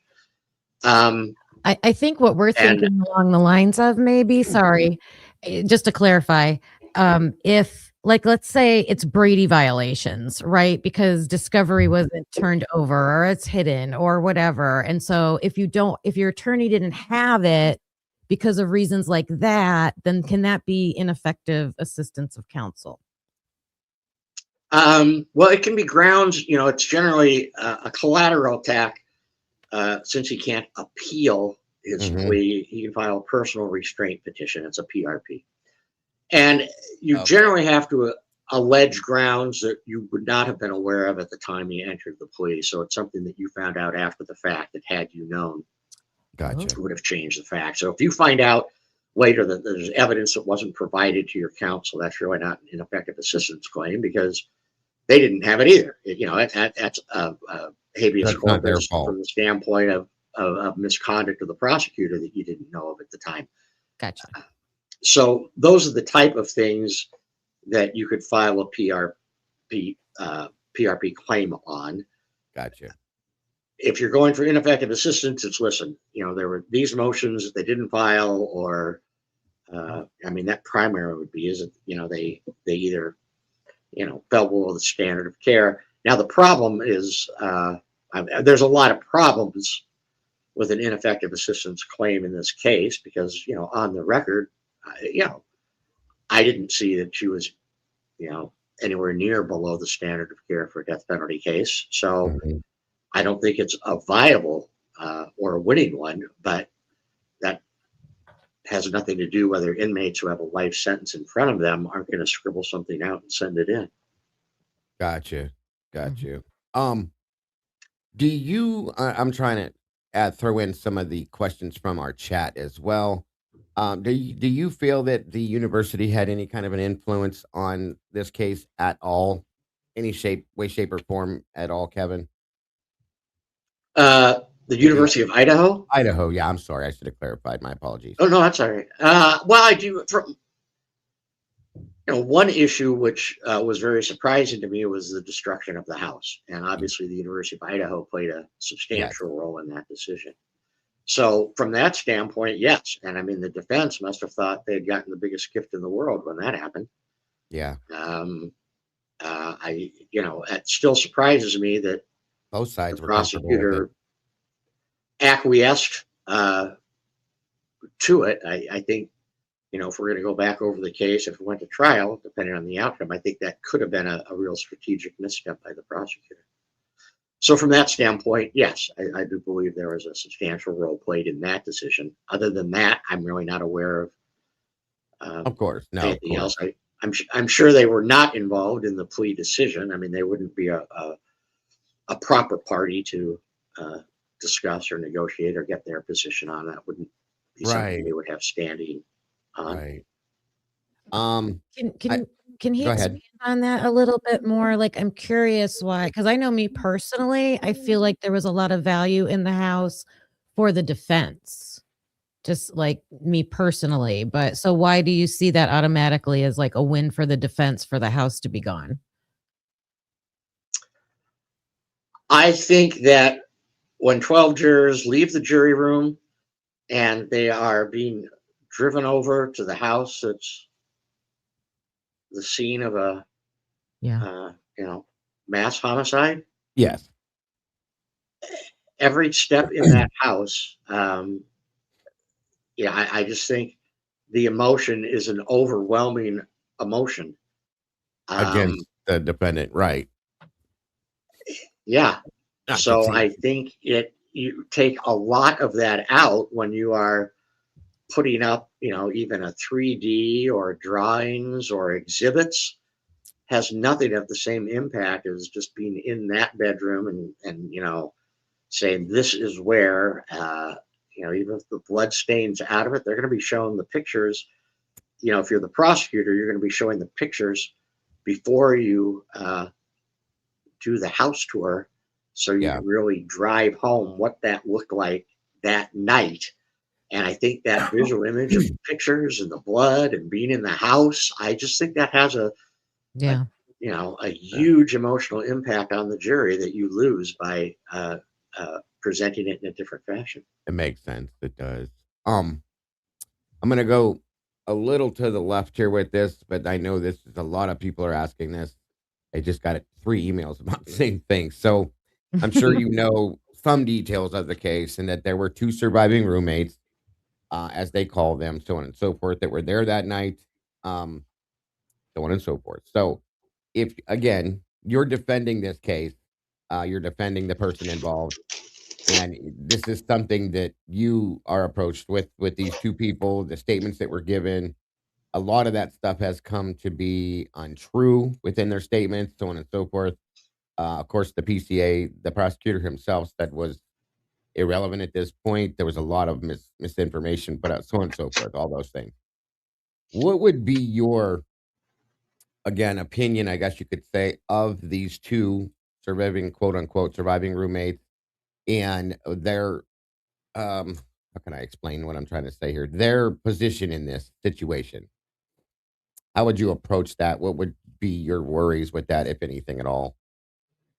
Well, you have, I think, at least 2 different levels you'd be analyzing that from, just Uh-huh. off the top of my head. First of all, is the eyewitness identification. So, we know that, the allegation is that she saw an individual that basically matched the physical description of Koberger. In other words, roughly in height and bushy eyebrows. I mean, Right. she seemed to believe it was a male. Um, and her, probably within that 5 to 10 minute area where she, heard something, heard what she thought was this statement, then saw the individual, that time frame, you would be, you know, tempting to demonstrate that it's unreliable. I mean, whatever she said or thought she heard or thought she saw at that time is simply unreliable. And it's unreliable when you look Right. at the context of what she did afterwards and the communication back and forth and why they didn't go, investigate, and why there were roughly 8 hours or 7.5 hours between that time and the time they call their friend. I mean, this doesn't make any sense.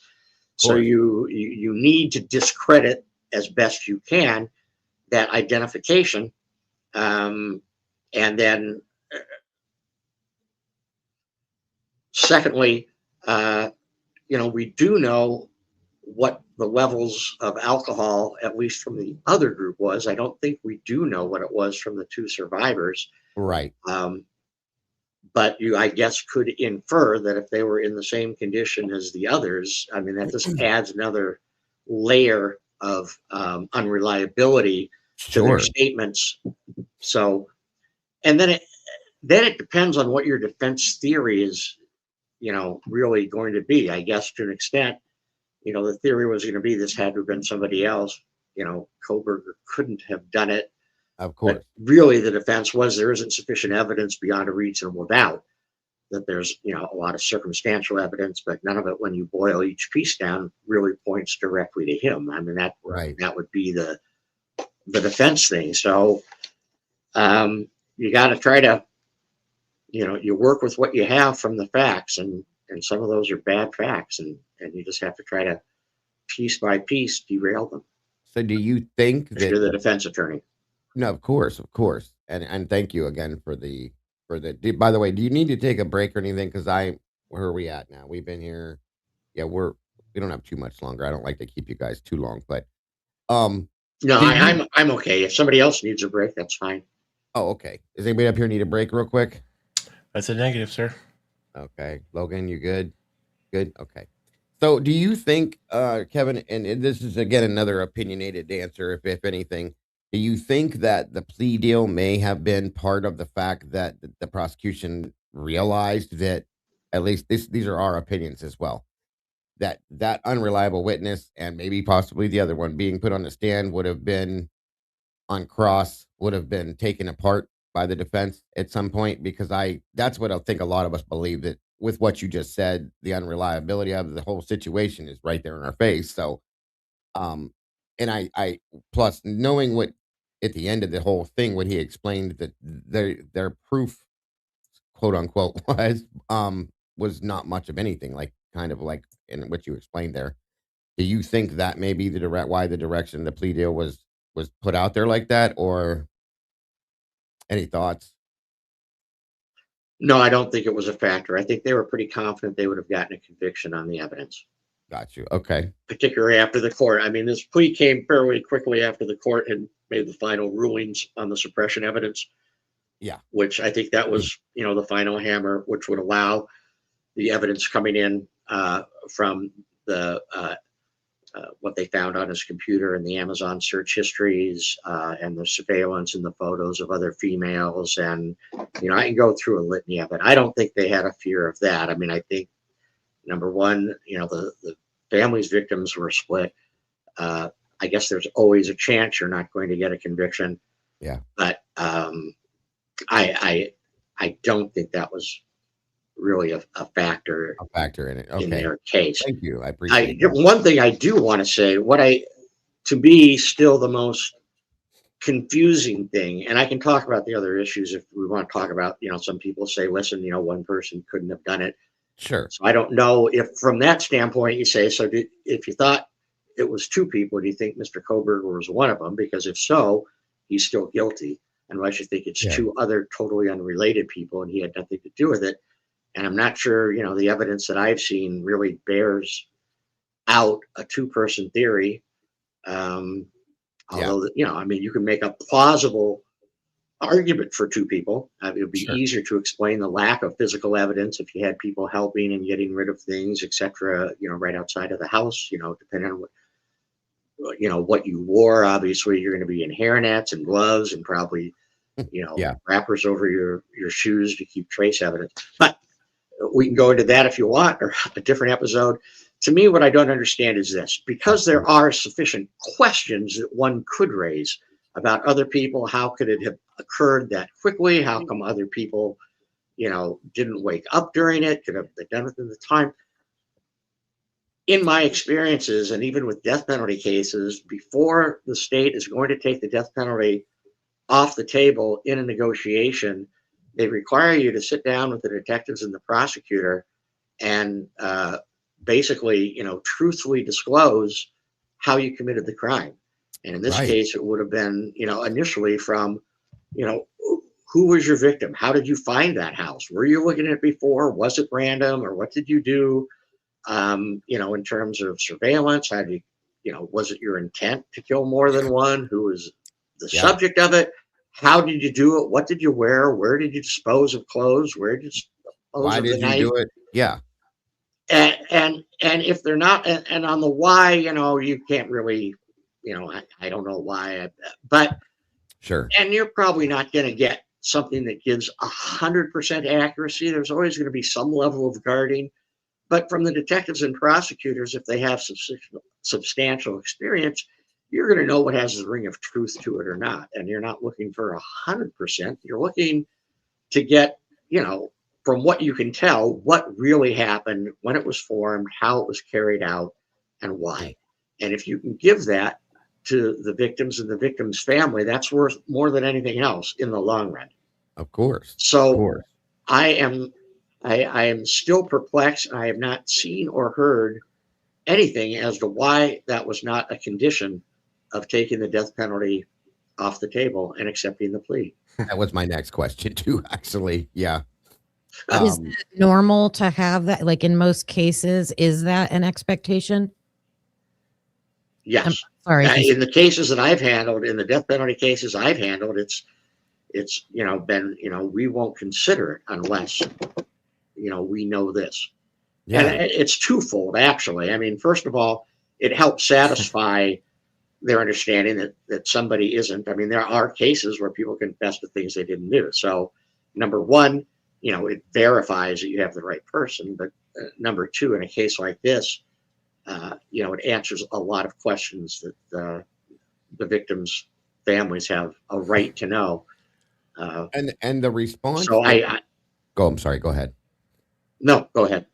I was just going to say that the statement that the prosecution as well as the judge made about that was very far out there for me. I've never heard that. Like, you wouldn't understand if he were to explain this, and he doesn't. I've never heard people, a judge specifically, or a prosecutor say that he's not going to be saying anything because of this reason, which is ridiculous to me, that because we wouldn't understand it or they wouldn't understand it or whoever wouldn't understand it anyway because it's so dark or something like that is what he said. I can't remember exactly word for word because I just was completely like thrown by that.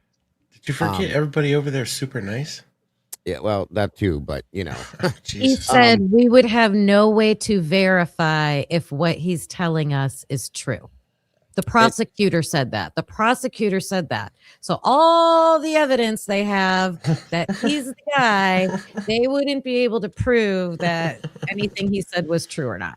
And then there was something about we wouldn't understand the depth of it, of his mind or something. Yeah, right. What he said along with that. Isn't that the whole point? Well, I can tell you this. Yeah. Well, it's impossible to know or verify if you don't ask, correct? Yeah.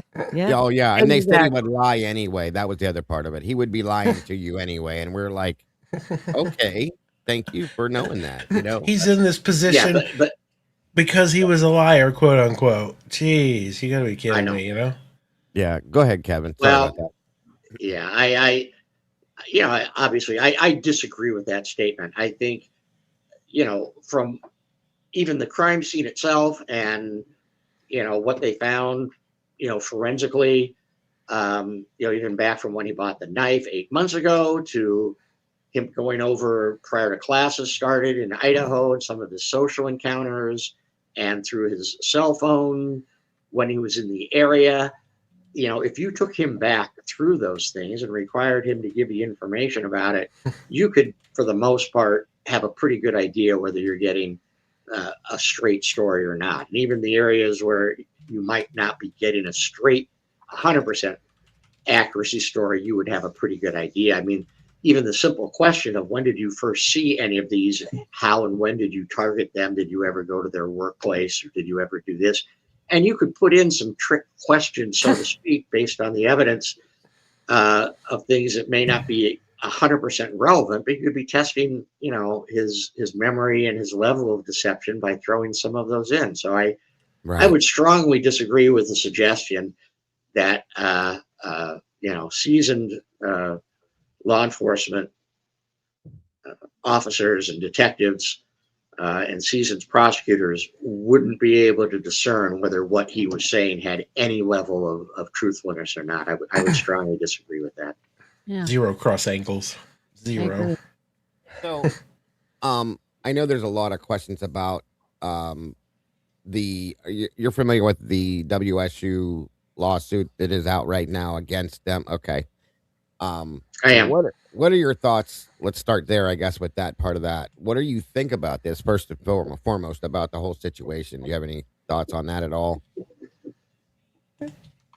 Well, I think from a straight legal standpoint, it's a very, very, very big stretch. I mean, it is possible. There have been suits that have been successful against universities for actions by students that are, quote, under their, oh, sorry.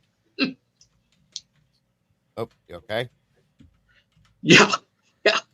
That are under their control, so to speak, through scholarships or housing, etc.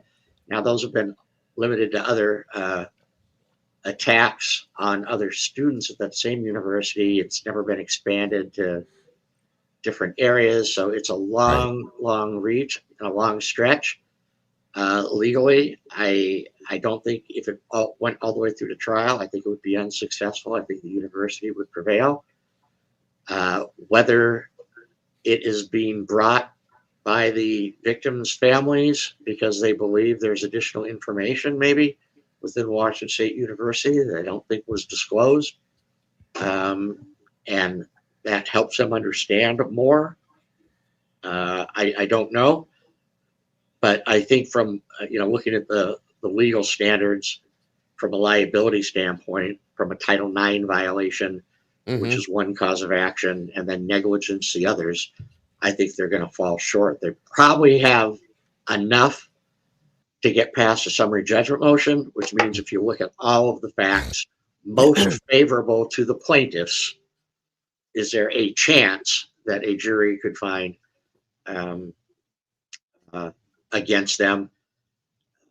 If you take everything most favorable to them, yeah, they probably survive summary judgment. But once you get to the actual evidence at trial, can they meet the elements of a Title IX action or all of the elements of a negligence action, which include, that you first of all had a duty to those particular students, that you breached that duty by failing to take action, and that your failure to take action was the cause of the action. In other words, had they done this, this homicide wouldn't have occurred. And the plaintiff has to prove all of those elements, and there's a challenge to each one that I don't think the plaintiffs can meet from what I know at this point. Got you. Oh Lord. Did anybody else have anything to add to that? Because I have another one about that. I do. Go ahead, Logan. Well, I want to switch back to the regular Idaho case. No, rather it's than fine. lawsuit. Go ahead. I know there's some stuff I was trying to grab and missed it. Just real quick, working different kinds of cases, whether it's a murder case or not, if there are confidential informants involved in the case, whether it's a victim or maybe a witness, are they treated differently, or is there something done differently with them if they are confidential informants? Well, you have a couple of different types of confidential informants. You have confidential sources, CSs, you have confidential informants, CIs. Sometimes you have paid informants. So, both the prosecutor and the defense handle that differently in terms of what type of informant they are. I mean, if they're Joe Citizen versus, an inmate snitch, so to speak. I mean, there's different things you would do regarding both discovery and interview of them.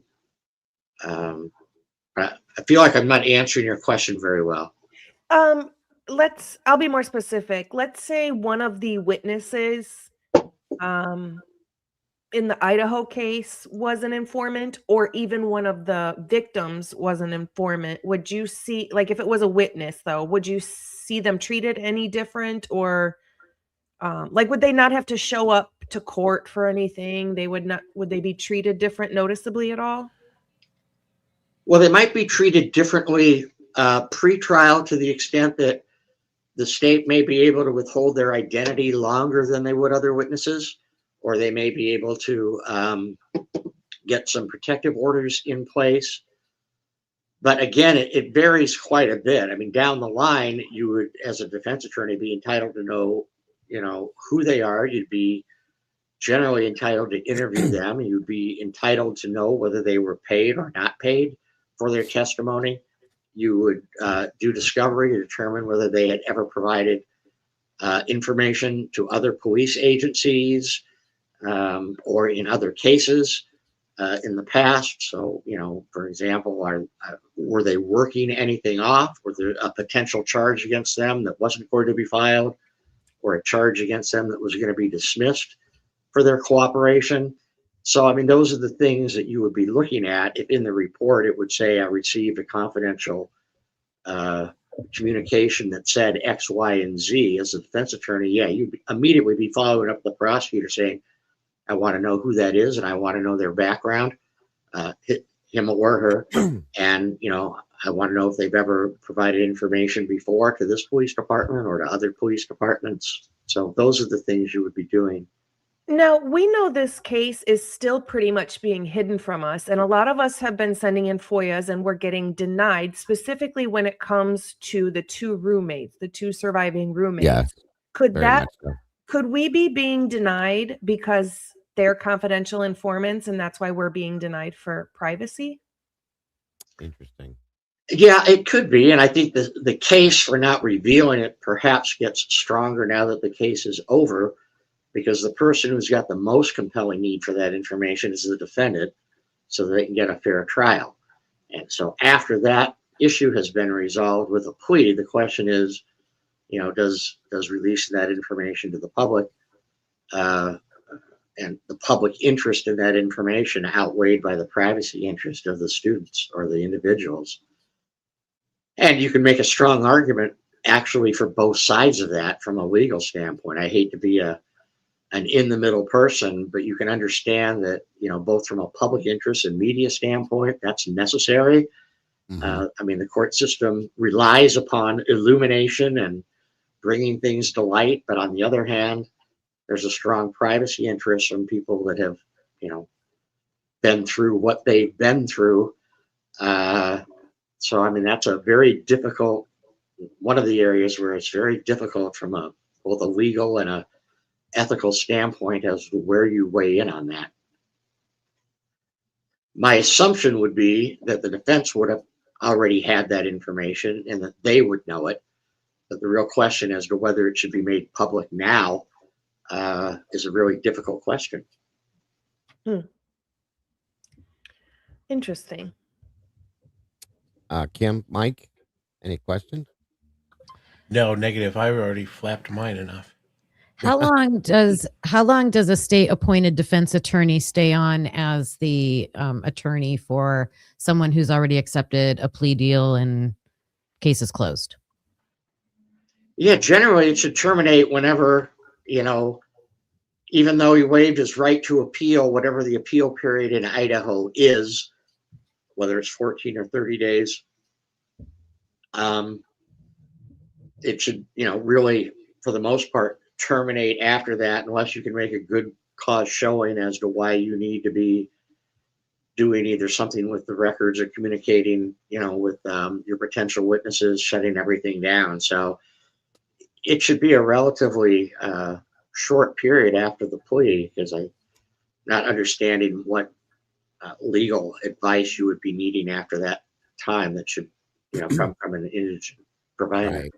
So, excuse me, I'm sorry. If something were to happen on his side of things, Kevin, because we're gonna have to bring this to a close. I would really love to do another one though, if you ever have time, because there's so much more I didn't get to ask, and a lot of people wanted to ask. By the way, everybody very much loves you being here and is very, very, very appreciative of you being able to do this. So, well, thank you. I can tell my wife that there's somebody who's deeply appreciative of my time. Oh, Kevin, once again, There you you stop go. it. There you go. Do you? Well, yeah, I know that. Go ahead.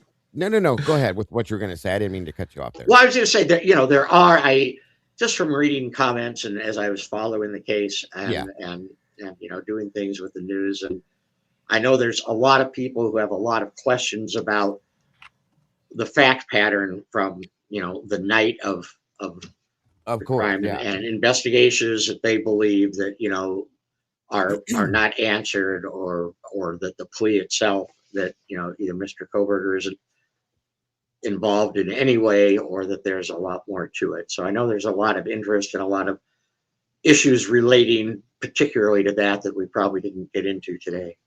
Of course, of course. So at this point, do you, if anything were to happen, again, from your point of view, if it was you, what would you expect to see if there was any kind of an appeal or anything at this point, or what could you expect to see, I guess, for lack of better terms?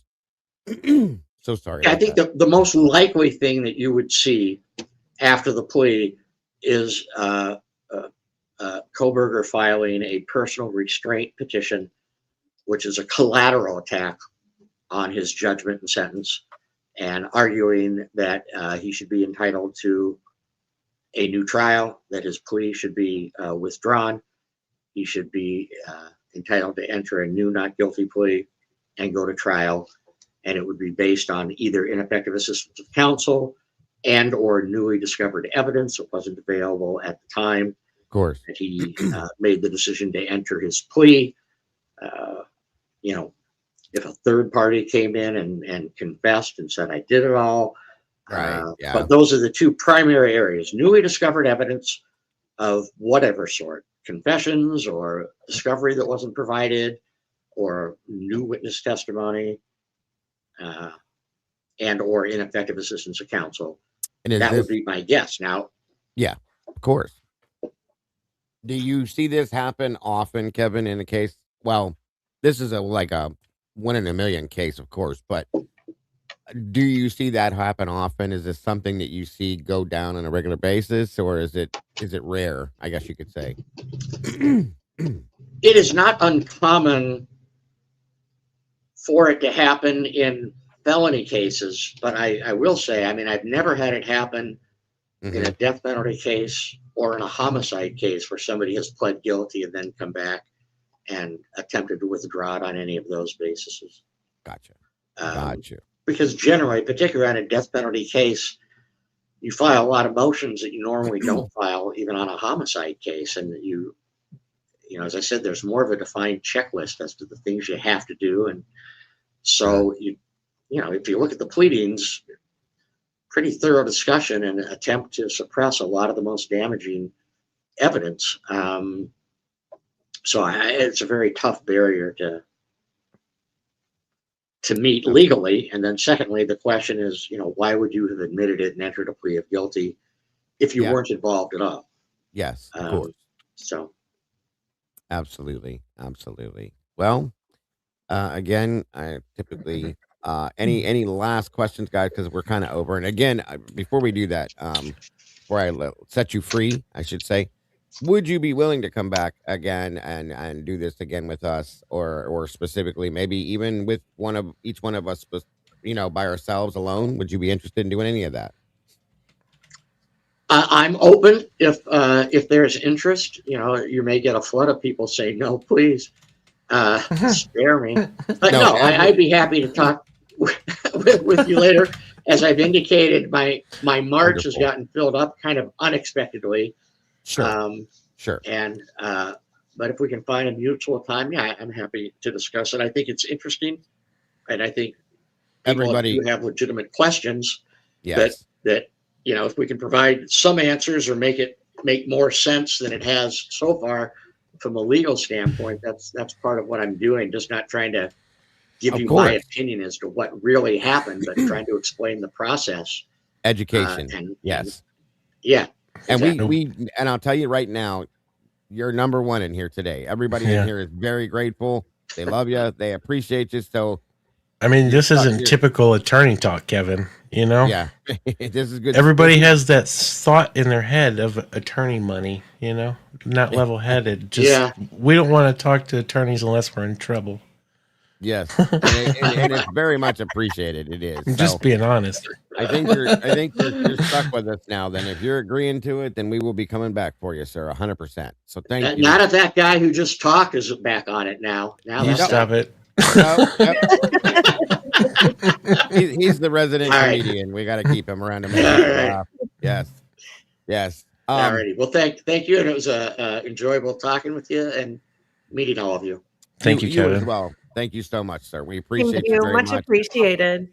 Yeah, very I hope. All right. Please have a wonderful rest of your night, and we will reach out to you again at some point and do this again. Thank you so much. All right. Thank you. Goodbye. You have a wonderful night, sir. Good night. Take care, Kevin. Good night. All right. Wow. That was great. Wonderful. Very Yes. informative. Yeah, and we will be doing that again. I know I was trying to grab the questions that I could grab, guys. I was starring them. There were so many of them. I'm so sorry that I didn't get to some of you. I tried to group them together. My apologies to any that I didn't. I did not do it on purpose. I can promise you that. So That's a lot. You did well. yeah, there were so many. There were so many. I was Yeah. just like There's a lot. all over here, but and it was amazing what we did. Very get out of it. level-headed. He's yeah. I Mhm. really enjoyed that a lot. I think we learned a lot. I'm grateful for him, and we will definitely be going back to him. And I think if we I feel can like get he has a him- lot of opinions that are hiding that would be very interesting. yeah, and that's the thing is I understand too. He's got to be careful because he's an attorney, Yeah. blah blah blah, so on and so Mhm. forth, which makes Yeah. sense, you know. And I'm gonna see if he'll if we can get him maybe like with each of our channels alone as well, Yeah. you know, and do one-on-ones with him like Mhm. that. I think that would be helpful too in the category that way with each separate chat. That would help too. So great stuff, guys. And you guys, your questions were amazing. Just so you guys know out there, all of you and every channel in here, all the turtles and the peeps, you guys were asking amazing questions as well as, of course, the meatballs. We love you guys so very much. Peep, peep, peep. Did you name that thing yet? Yes, this is Gerald, and you don't question Gerald. Oh gosh, You don't damn it! question Gerald. That's right. Holy shit! Well, I hope he doesn't shit on your keyboard. No. Yeah, one of the moderators, can you please put my email in the chat for FOIA and Oh, find yeah. out, please? I appreciate that. If you ever had to And, clean up duck shit, you know. whack, whack. Did we have? Um, They lay eggs in pools. Wait till you see what I have to show you Monday. Uh-oh. Nope, I'm going blind tomorrow. Nope, crime o'clock is over. I'm checking out, Kimmy. Checking out. You're done. Rocking out, right? Unsubscribing. I didn't do it. It was YouTube. So Sorry. before we get out of here, guys, please make sure to hit the like button on all these channels. Please share this out. Last but not of all, before we get out of here, Miss Logan, do you have any last thoughts on this before we take off? No, I think it would be great to have him come back or even maybe do a couple one-on-ones just so we Yeah. can maybe get more questions in there. But just an excellent guest. And I thank everybody for showing up and paying attention and throwing your questions in the chat. I apologize we couldn't get to all of them, but we appreciate them. And we promise we'll have him back so we can get more questions answered. But thanks everybody for showing up. Yes, absolutely amazing. And Miss Kim, how about you, ma'am?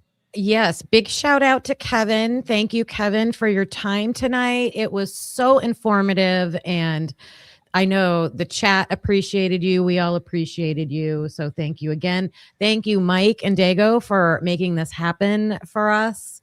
It was great. It was Absolutely. I way mean, this better than I thought. So Well, yeah, awesome. this was. Thank you, Kim. Absolutely correct. This was all Mr. Mike here. He's the one that put this together. No, buddy. You, I just asked you the other night if you wanted me to babysit it. You did amazing with it. You got him. What was it? 2 days, guys. Yeah. 2 days. Yeah. No, Kevin was And- super responsive though. Great guy. Absolutely. You know? Yes. Yeah. Yes, And, Temple. and we can all thank Andrew Myers for providing the information to Oh, reach yeah. out to Kevin. Again, Andrew is a very good friend Yeah. of the channel.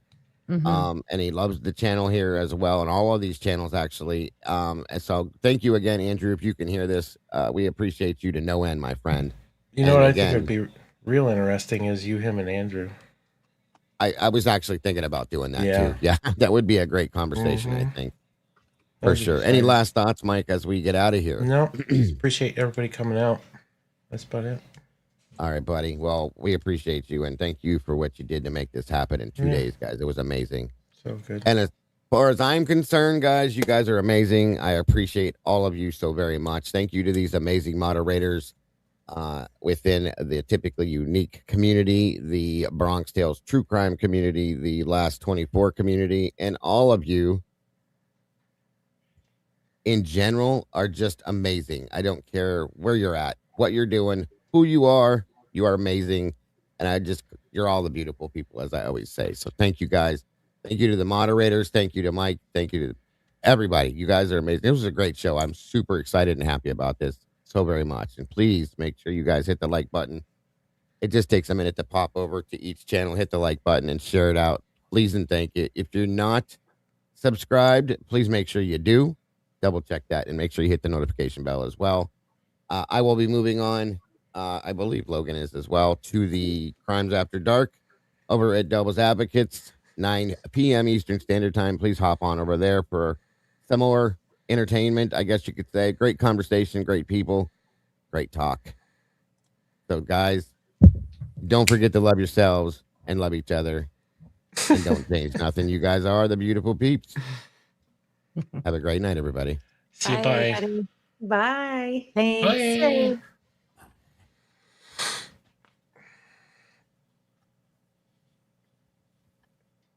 Thanks for coming through to the verdict room where we're seeking truth.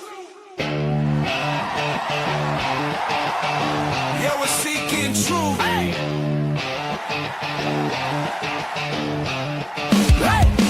Last 24, they rewind it. True crime heads go find it. Breaking every angle, every track. Bronx telling tales, keeps us on track. Typically unique, never act. Being real, being sharp, being exact. Exposing every secret in the dark.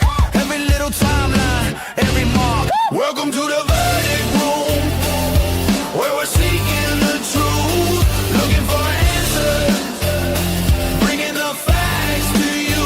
They break it all down at Dago's cafe scenes. Working together, throwing revelations at your feet. Oh. Crime scene chart, they erase that. Put the story back, then replace facts. Looking for the motive in the cracks. Red yarn on the board, then it snaps. Voices in my ear through the week till they hit play. Then we speak. Files on the table, case on the line. They don't just tell it, they define. Welcome to the verdict room, where we're seeking the truth. Looking for answers, bringing the facts to you. They break it all down at Dago's cafe seats. Working together, throwing revelations at your feet. From the Bronx to the world, let it ring. Every missing little detail that they bring. Dropping that gavel when they're done with the beat. Thanks for tapping in. See you next week. Welcome to the verdict room, where we're seeking the truth. Looking for answers.